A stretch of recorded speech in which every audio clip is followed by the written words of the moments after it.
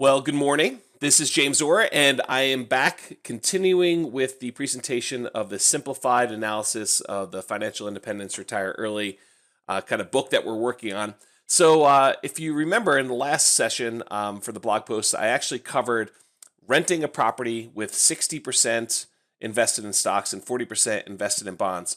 And in this session, I'd actually like to cover and expand into the next one in our list, which is buying a property with 5% down, living in the property, and then investing the rest of our savings, 60% in stocks and 40% in bonds. So if you think about it, yesterday we basically did 60% in stocks, 40% in bonds. Today we're doing 60% in stocks, 40% in bonds. The only difference is that we were renting a property yesterday, and today we are actually doing 5% down payment and owner occupying a property. So all the assumptions that we had yesterday were the same.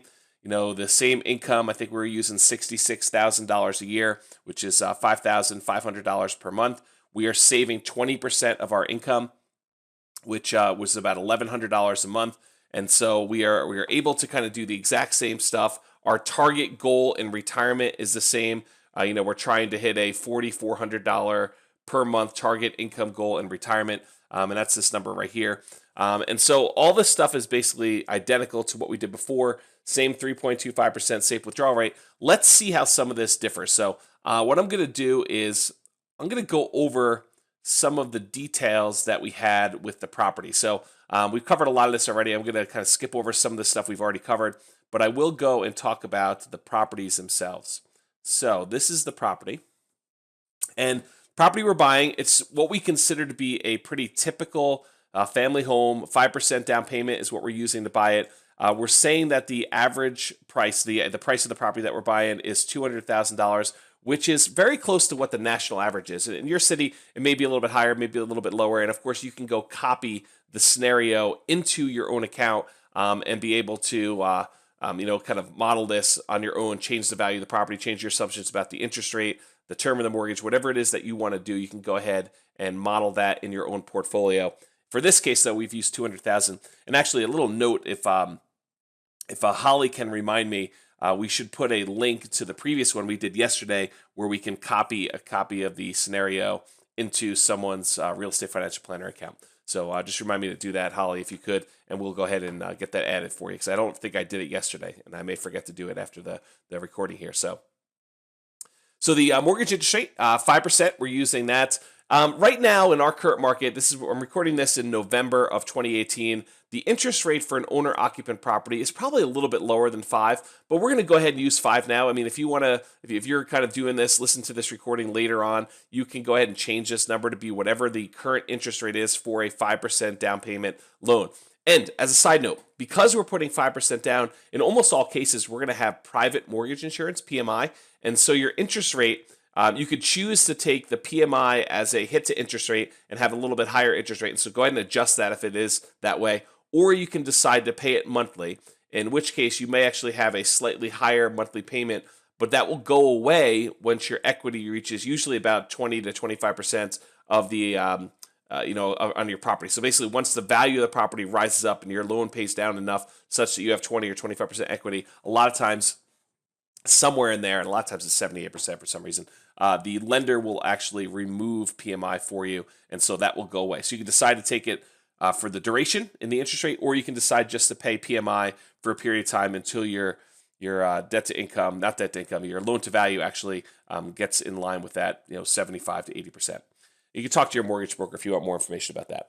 So the mortgage term here, we're saying it's a 30-year loan, 360 months. We're putting 5% down. The loan amount then will be $190,000. We'll have to put $10,000 down. The monthly mortgage payment will be $1,019.96. That's just principal and interest. Closing costs, we're saying that's going to be 1% of the loan amount. So actually 1% of the purchase price. That's interesting. I wonder if we should change that. So right now it says we're using purchase price. It may actually be better to do closing costs as a function of loan amount, but we can talk about that in the future.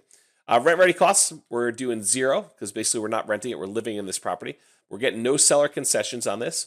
Land percent, so when we calculate depreciation benefit, if you have a rental property, which in this case we're not renting it, So this is kind of irrelevant. But if you were actually going to rent this property out, your depreciation is based on the value of the property itself, the house, the structure, and not the land. And so land value percentage, in this case, we're saying it's 15%. That way you can figure out how much the value of the property is and calculate what your depreciation benefit is. Since we're not renting the property, we do not get any depreciation benefit at all. If we were renting it, we would get that. So accounts, in this case, we are depositing, we're pulling the down payment from the $30,000 that we started with in our stock investment account, which is earning 8%. And so that's where the money is coming down for the down payment and other purchase expenses. And then the income and expenses like the rent and the mortgage payments, we are saying that is going to be withdrawn or deposited. In this case, it's only withdrawn because there's no income from the property. And that's going to be done to the same stock account. We could change this if we wanted to and have it come from a different account, but we're going to actually use the same one.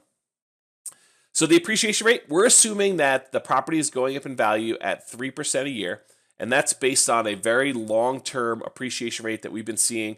Because we're going to be modeling this thing over 60 years, 720 months, we want to have the appreciation rate, the rate at which the property goes up in value, be 3%, which is the long-term average we've seen nationwide. If you think yours is different, you can go ahead and play with this number, but I think leaving it at 3% is probably a good place to start. If you want to make it a little bit more conservative, you can bump it down a little bit. We're going to start rent after 0 months. We're not going to rent this property at all, but if we were going to rent it, rent would be $1,539.90, and we may show you that later when we go ahead and buy this property and we eventually convert it to a rental. Not in this scenario, but in other scenarios, one of the 12 different scenarios we're going to cover. We will show you how to buy this property, live there for a year, and then convert it to a rental. And if we did convert it to a rental, then the rent would be $1,539.90. And I think the reason we use that number is because cash flow on a property with that rent will be 0. So we're going to assume that we have break-even cash flow when we do this, which I think is a pretty conservative assumption as well. Rent is going up at 3%. Again, that's also keeping pace with inflation. So if we were going to rent this out, which we're not in this particular scenario, rent would be doing 3%. Other monthly income, if you have, you're collecting money on a apartment building for coin-operated laundry, or you're charging your tenants for Wi-Fi or something like that. If you had other monthly income, you put it here. We don't in this case. What rate the other monthly income is going up. If you were going to raise that by 3% a year, whatever it is, you'd actually put that in here. We don't have anything for that. So here's the monthly gross potential income, which is the monthly rent plus the monthly other income. So $1,539.90 plus 0 is $1,539.90. So that's the total amount you'd get if we were renting it, which we're not. Vacancy, if we were renting it, we'd have a vacancy allowance, which would be $46.20 per month. And this shows you your monthly gross operating income right here is $1,493.70. Again, we're not using that because we're not renting it in this case. Property taxes, which we are paying, as estimated at $1,300 a year or $108.33 per month. And the interesting thing is, because we're using a percentage of the then current property value, property taxes go up as the value of the property increases. So if you think about it, property taxes are about $1,300 a year right now. If the property value goes up another 10% over the next 3 years or so, then your property taxes would also have increased by about 10%. So we don't have a separate appreciation rate for property taxes. It's kind of an important note there. A similar thing happens with property insurance. We're saying, hey, it costs you about $800 per year to insure this property. If you think that's low for your area, go ahead and adjust this number. But basically, we're saying it costs you about $800 per year or $66.67 per month, and that it is based on 0.4% of the property value. So the more expensive the property you have, the more expensive property insurance will be. So as your property value increases, it will presumably cost more to replace it and to insure it. And so that's how we do that. If you happen to be in an area that has higher insurance, or you like having really low deductibles, or you like having much more comprehensive insurance policies, you can go ahead and bump that up. This is for a plain bread and butter, basic introductory property insurance for someone with good credit and probably a reasonable constructed house. There's so much stuff that goes into property insurance. If you talk to your insurance agent, you could say there's so many variables that happen. Your credit score, how close you are to fire department, how close you are to fire hydrants, the construction of the building, the material on the roof, what it will cost to rebuild, what your deductible is. Are you covering for, tornadoes, for hail, for hurricanes? What is included in your coverage? So insurance is a really hard one to estimate unless you kind of call your insurance agent and you get those numbers. So yearly HOA, homeowners association. In this case, we're assuming that there is no HOA, so that's at 0.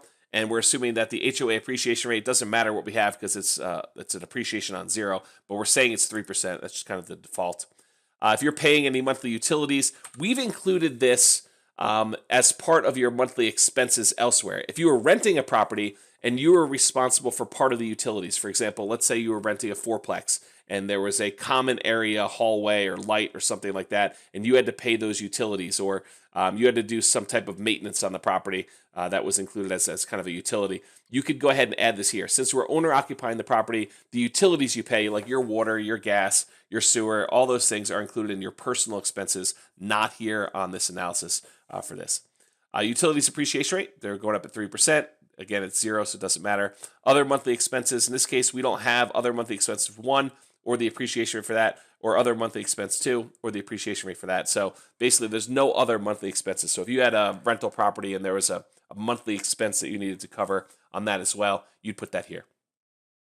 Maintenance on the property, we're saying that the maintenance is $149.37 per month. So this is to cover things like the toilet breaking, or needing to replace the kitchen sink or faucet or whatever it is. Okay, so these are our maintenance expenses on your property over time. Property management. If you were going to rent this property, we're saying that the property management is 10%. In this case, since we're not renting it, we don't have a property management fee while we're living there, but those are the expenses to do that. So the operating expenses on the property, it adds them up: taxes, insurance, HOA, utilities, other expense 1, other expense 2, maintenance, and property management. Shows you what the total of the operating expenses are. It calculates your net operating income, which is your gross operating income minus operating expenses. We probably should make separate pages for each one of these descriptions and show you like how they're calculated and things of that nature. I probably should do that as part of the system. So maybe Holly, make a note of that too if you happen to be listening to this. So here's the net operating income. Shows you the difference between those two, which the net operating income in this property is $1,019.96 per month. Cap rate, net operating income divided by purchase price. So the cap rate on this particular property is 6.12, or about a 6 cap property if you're kind of used to using cap rate. Most of the time I'm not using cap rate, I'm using cash on cash return, but in this case, that's what it is.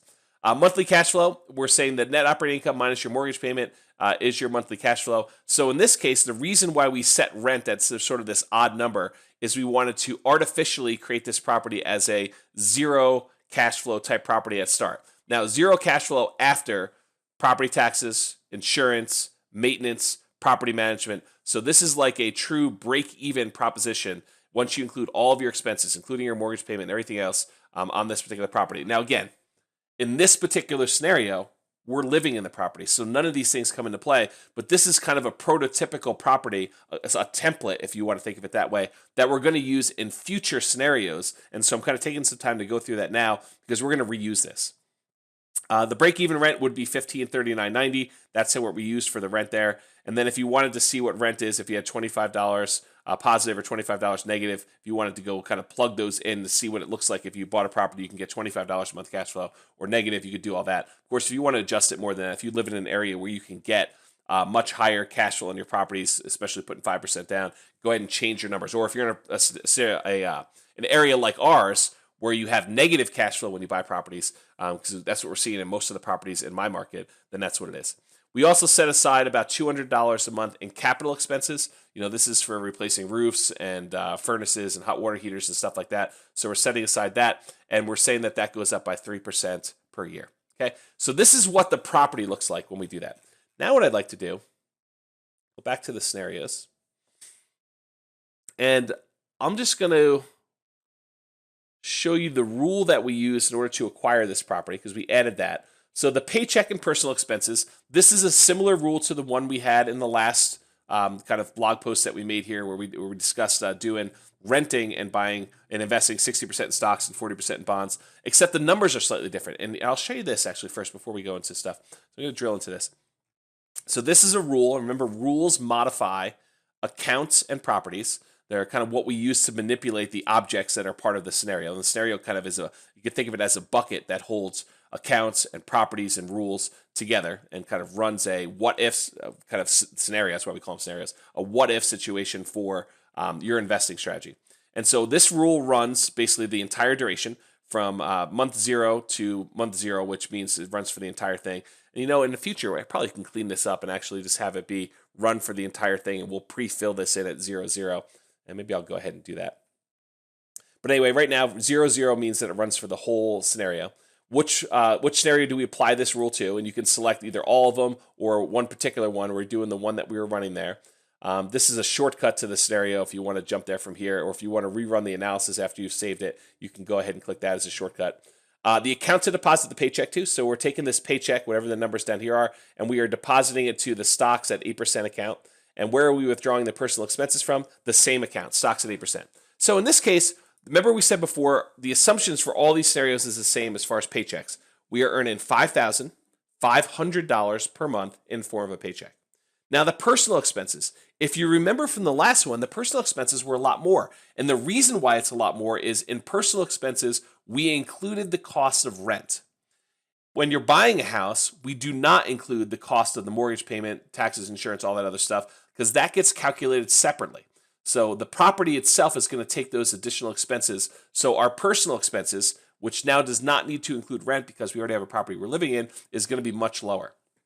And again, like the last time, we are adjusting for inflation for both the paycheck and the personal expenses, and we are saying we're at an 18.54% tax rate for the paycheck, which I think I talk about as well. So that's what this rule looks like. The one thing I did want to point out, though, is the personal expenses are going to be lower. All right, so let's go ahead back to this scenario. And we already talked about the property, talked about the paycheck and personal expenses rules. Let's talk about this buy a property when the account has a down payment. So this is the rule for buying a property. And so here's how it works. Basically, we're saying run this for start date to end date, which is the whole scenario. Although as soon as it buys the property, it's going to stop. I'll show you where that happens later. But we're going to apply it to this one scenario. This is, again, shortcut back to the scenario or to run the analysis. You have to save it before you click on this, by the way. If you don't do that, it'll lose the changes you did. Buy which property? So it has a select which property we're doing, and we're doing the 5% down payment typical family home, which is the one we kind of talked about before. And then where do we want to get the down payment from? So we want to look for a down payment in the stocks account that has 8%. And then what minimum account balance do we have before we trigger this rule? So this rule basically says buy a property when an account has a down payment. So you set up this rule, you say, which house do I want to buy? Which scenario do I want this to be part of? Which house do I want to buy? Which account do I want to look at? And when that account has a certain amount of money, you could say 0, or you could say when it has $50,000 plus enough for the down payment, then go ahead and buy a property using this rule. And so right here it says, how much does the account need to have before this rule will get triggered? In this case, we've used 0 because we want to buy it month 1 every single time. If we wanted to say, hey, I only want to buy this property if I have at least $30,000 in reserves plus enough for the down payment and the closing costs, then you'd put $30,000 here for your amount. And if you want to say, hey, I want $30,000, but I want $30,000 in today's dollars, inflation adjusted dollars, I don't want to have $30,000 40 years from now, which isn't the same as $30,000 today, then you can click off this inflation adjusted thing or not. So right now, though, we're using 0 because we want it to trigger immediately. And we want to say we only want to buy one of these properties. You can say, hey, I want to buy 3 of these with the rule, or I want to buy 10 of them, or I want to buy 100 of them, whatever you want to do. But in this case, we only want to buy one property. So once this rule is triggered and we own one of these properties, then we actually will not buy any more. Now, an important thing to point out about this rule.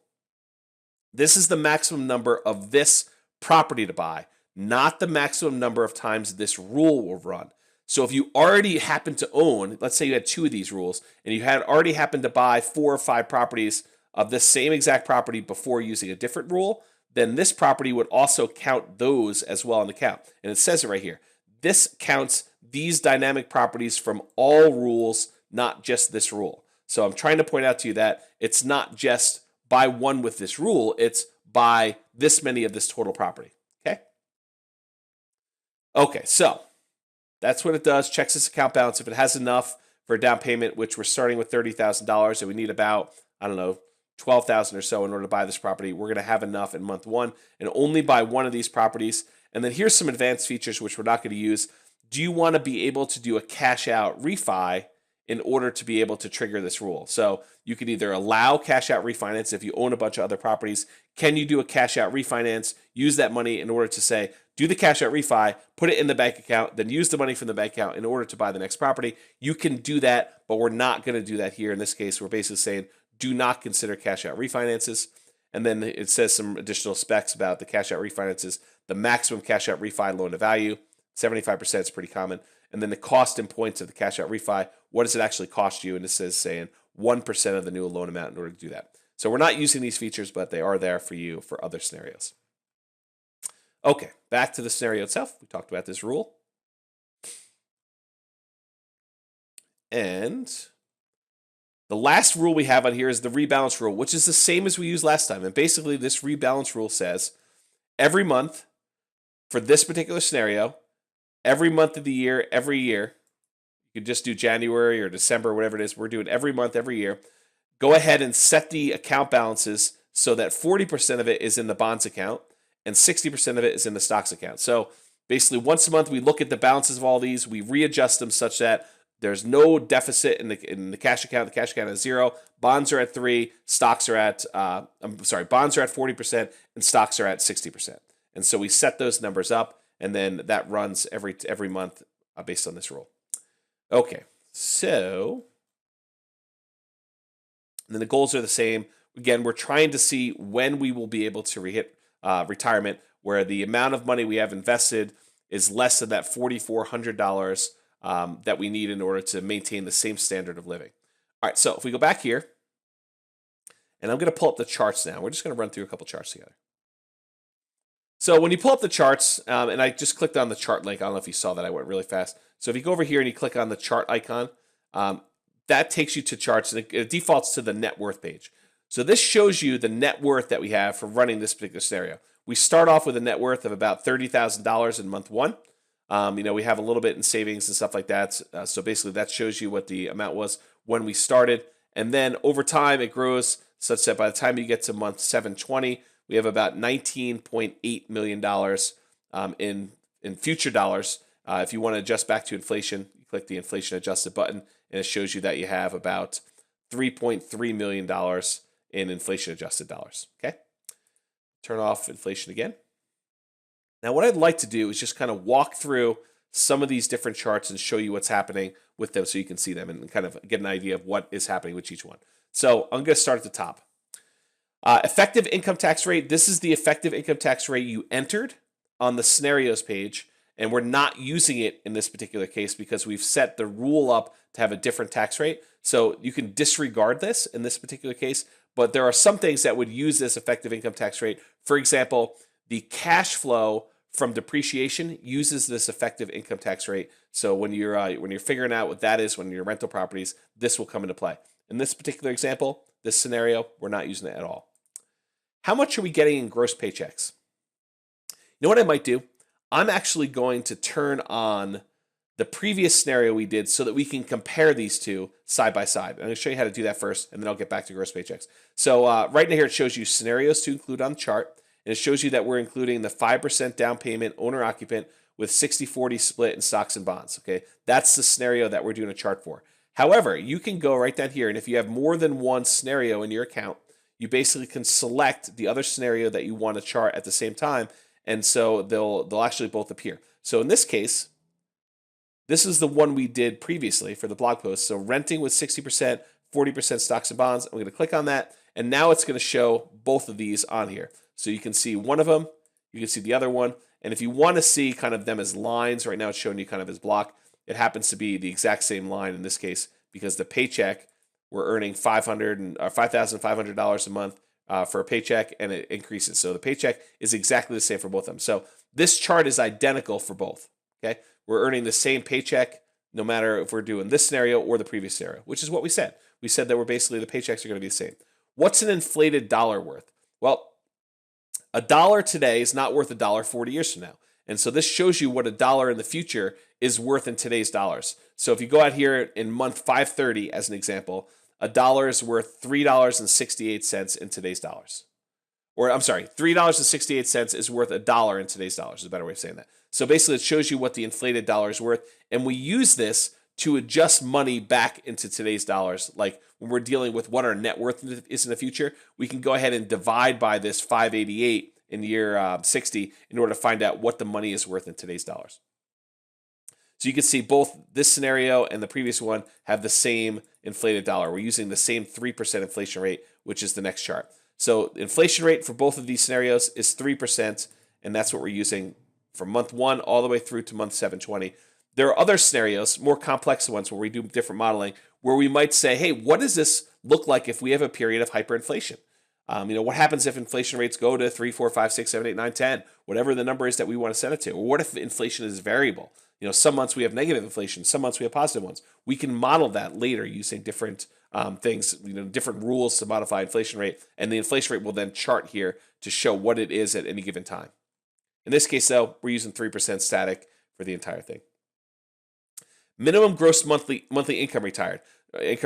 So right here, it tells you, when you're renting, this by the way tells you the amount of money you need to have in order to qualify for the loans, and it's using, I think, a 45% debt to income ratio. So it basically calculates how much debt you have, and it tells you how much income you need to have in order to have max out debt to income ratio. So, and then tells you what your minimum gross monthly income required is in order to be able to support that level of debt and get that mortgage. So when we're renting, it doesn't apply. However, when we're buying a house, it now shows us, hey, listen, you would need to have earned $2,655 a month and not have any other auto debt or student loan debt or anything else in order to be able to qualify and buy this house. And then it just shows you over time what that threshold will be. When you finally do pay off the house here, basically it significantly reduces your obligations for the debt, and it grows as taxes and insurance grow over time here.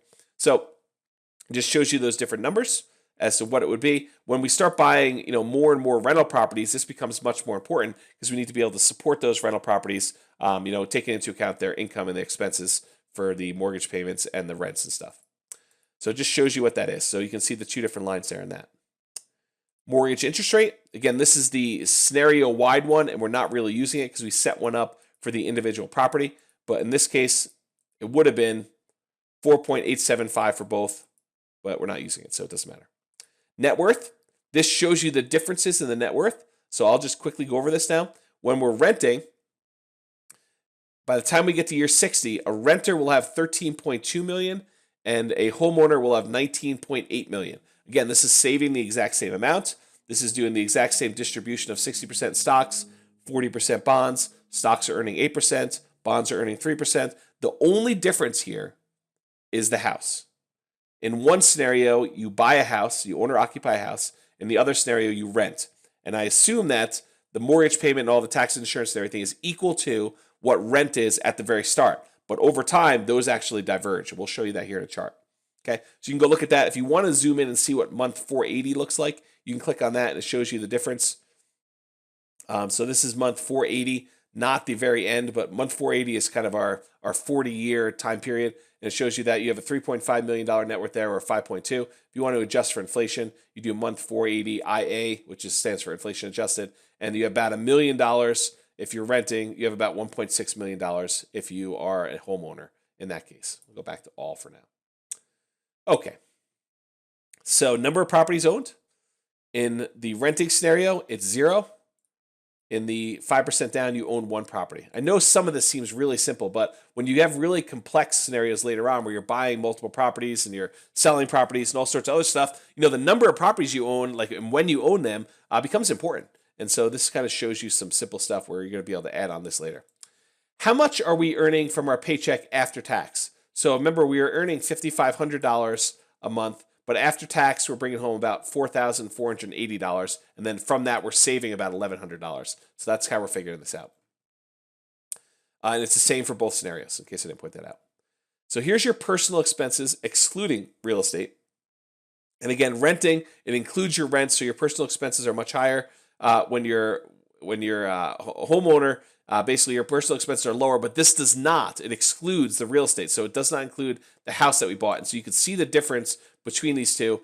The difference is probably partly rent is what part of it is here, especially in the beginning.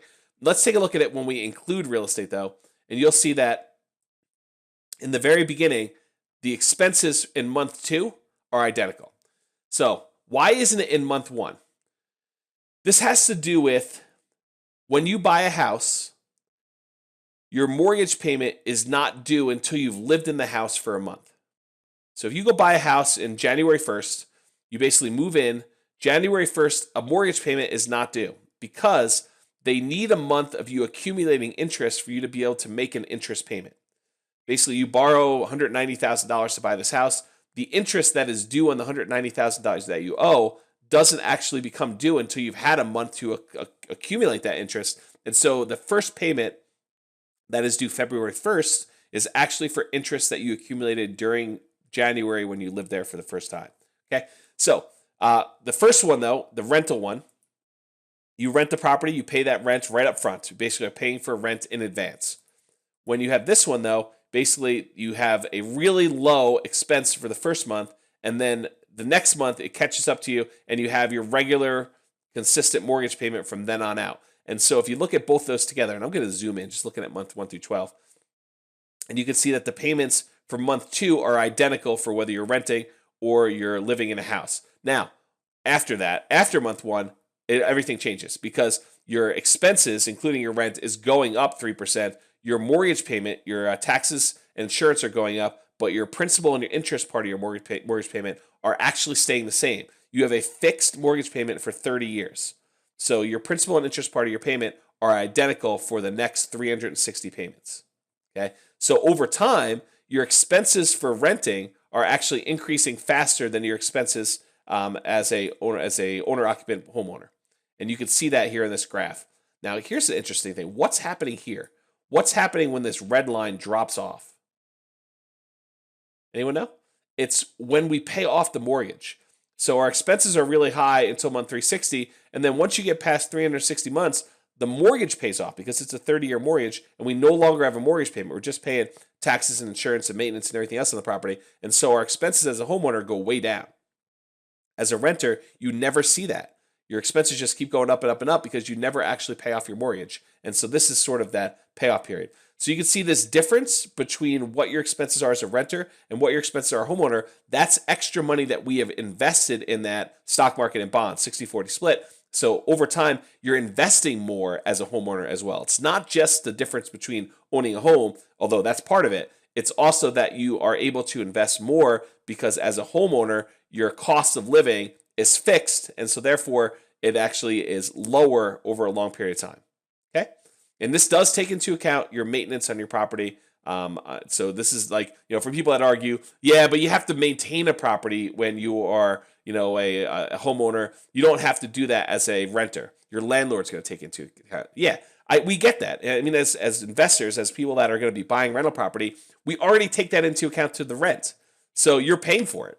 You're paying for these expenses on the property, the maintenance on the property. That's why when we calculate our stuff as a landlord, we take into account maintenance on the property. We're saying, hey, listen, we need to set aside money for maintenance. We know things are going to break. We know things are going to need to be replaced. We get it.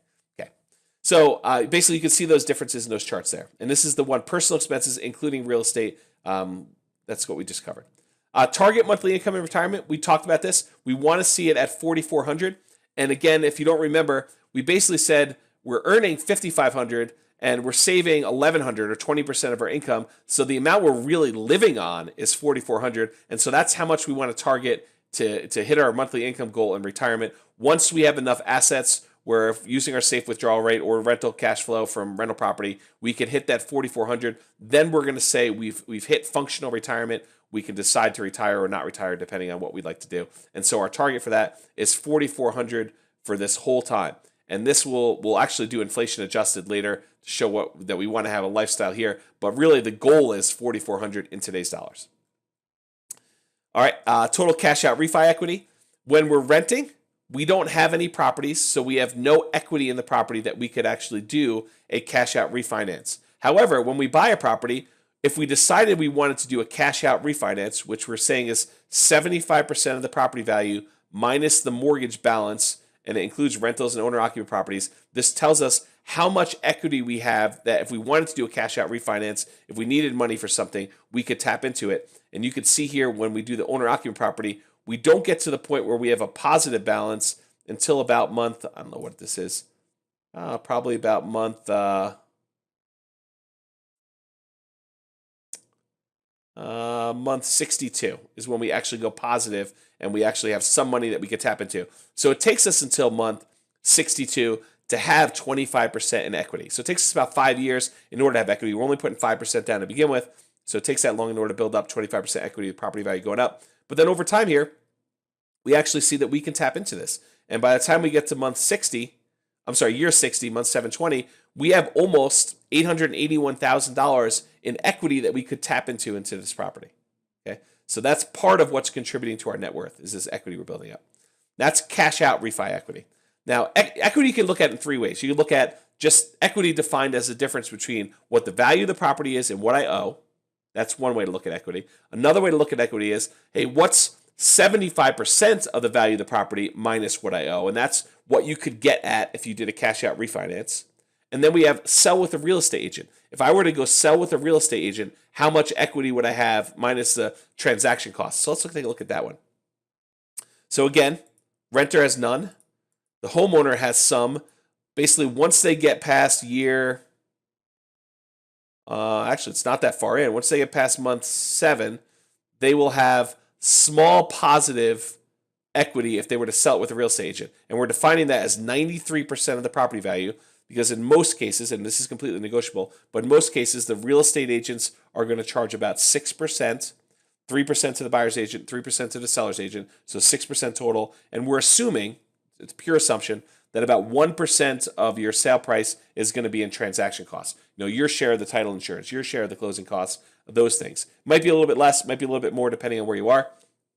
But we're saying, hey, about 93% of the property value minus your mortgage balance, and it includes rentals and owner-occupants. It shows you what your equity is if you were to sell with a real estate agent at that time. Okay, and so you can see the difference between renter and homeowner is an added benefit of owning the property. And by the way, you don't get both of these. It's one or the other, right? You can either cash out or you can sell. And so it shows you that. Total accessible cash out refi equity. This basically eliminates the ones where it's zero. So we no longer show zero numbers there. It basically will show up as zero because you wouldn't do a cash out refi if it was negative. So you can go ahead and see that. That's just a similar chart. This is the total accessible sell with an agent. So it doesn't show it to you until it gets above zero. So you can kind of see that again. Total account balances. This sums up the stock market account, the bond account, the cash account, all the accounts. It shows you what your balance is there. And you'll see that early on, you actually have more money in your accounts when you're renting because we use some money, about $10,000, $12,000 or so, whatever it was, in order to put the down payment on the house and buy that. And so you can see the blue line. I'll just do months 1 through 12. The blue line is greater than the red because you have more money invested in stocks and bonds because you didn't buy a house. However, over time, let's do 36 months. This looks like the blue line's still ahead there. Let's see where it kind of switches over. Let's do all, and the red line's above there. Let's see. It looks like it switches over somewhere in here, which is month 109, 110. So it takes almost 10 years for you to catch up, 9 years or so, for you to catch up before you actually have more money in your stocks and your bonds account after buying a house. But there are other benefits of buying the house, which we kind of pointed out some before. You have equity in the house. You have fixed monthly expenses on that mortgage payment, the principal interest part of it. And so there's other benefits, but that shows you account balances. Total cash flow depreciation. Again, we're not renting any properties, so it's zero for both. Total cumulative cash flow. In this case, there's none. Cumulative cash flow, again, there's none. Cumulative cash flow after capital expenses, again, none. Cumulative cash flow with depreciation, none. Total cumulative property management fees, again, none. We're not paying property management. Total cumulative true cash flow, again, none. Total equity, though, this is kind of an important one. This shows you your equity, the raw equity, just property value minus the mortgage balance, not taking off anything for selling it, not taking 25% hit for doing a cash out refi. And just so people are clear, because I know most people know this, but there may be a few people that didn't realize this, but I'm not saying it's a 25% cost. I'm saying that when you do your cash out refinance, in order to pull equity out of your property, the lender will not allow you to go over 75%. So you always have at least 25% equity in property. It's not like you're spending 25% and it's going away. You still have that in your property. It's just you can't access it. It's hard to get at unless you sell the property. All right, so total equity, though, it shows you your total equity in the property here. And this is just the property value difference, so you can see that. Total monthly rents, no rents on the properties. We're not renting it out. Total mortgage payments of rentals, we don't have any rentals, so it's not showing you that. Total property management fees, we don't have any property management fees. Total amount saved, this shows you the amount you're able to save, and you can see what we talked about before. That month one, we have a lot that we're able to save because we didn't have a mortgage payment. We didn't have any housing costs for that first month that we bought a property, because it takes you a month in order to be able to have interest that's due to be able to make the payment, as opposed to when you're a renter, you saved less because you have that more, you have the rental payment that's due. So the first month you get a little bump with the owner-occupant property, but then in month two they're exactly the same. It's $1,102.71 is what you're able to save each month.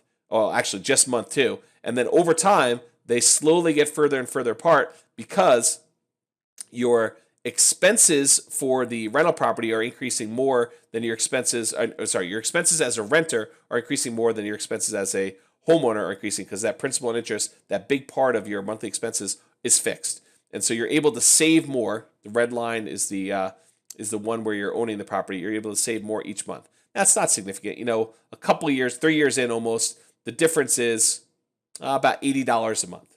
Okay, but over time it definitely adds up, such that right here, the difference between the two of them looks like, I don't know, $1,400.